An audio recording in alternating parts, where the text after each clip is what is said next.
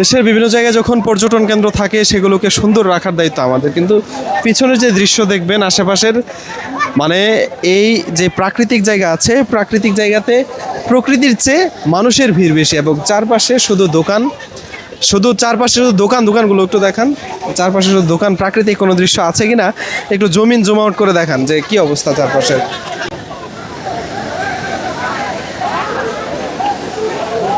ওকে, এই হচ্ছে আমাদের এইখানের দৃশ্য, যেখানে দেখেন এই ঝর্ণাতে প্রাকৃতিকভাবে এনজয় করার চেয়ে ঝর্ণার উপর পর্যন্ত মানুষ গিয়ে বসে আছে।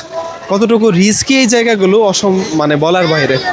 এবং এটা হচ্ছে মায়াবী ঝর্ণা, কিন্তু দুঃখজনক ব্যাপার হচ্ছে এখানে যে এই যে ঝর্ণার উপরে মানুষ বসে আছে, কোন সময় যে এখান থেকে পড়ে মারা যায় এটার কোনো গ্যারান্টি নেই।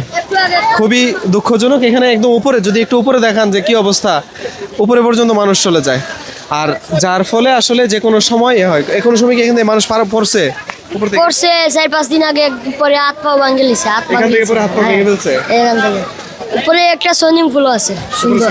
হ্যাঁ, দেখলেন যে এখানে যে উপর থেকে যারা উপরে ওঠে ঝর্ণা উপভোগ করার জন্য, এখান থেকে কিন্তু সুন্দরভাবে এটা দেখা যায়, কিন্তু একদম কাছে থেকে উপভোগ করতে গিয়ে এই জিনিসটা অনেক রিস্কি হয়ে যায়। আসলে আমরা বুঝি না যে এই একদম কাছে কেন যেতে হবে, এখান থেকে কেন উপভোগ করা যায় না। এইখান থেকে ঝর্ণাটা যতটুকু সুন্দর দেখা যায়, আমার মনে হয় না যে কাছে গেলে এতটা সুন্দর দেখা যাবে। খুবই দুঃখজনক ব্যাপারগুলো যে আমাদের দেশের এই সুন্দর জায়গাগুলো আমরা উপভোগ করার নামে নষ্ট করে দিচ্ছি।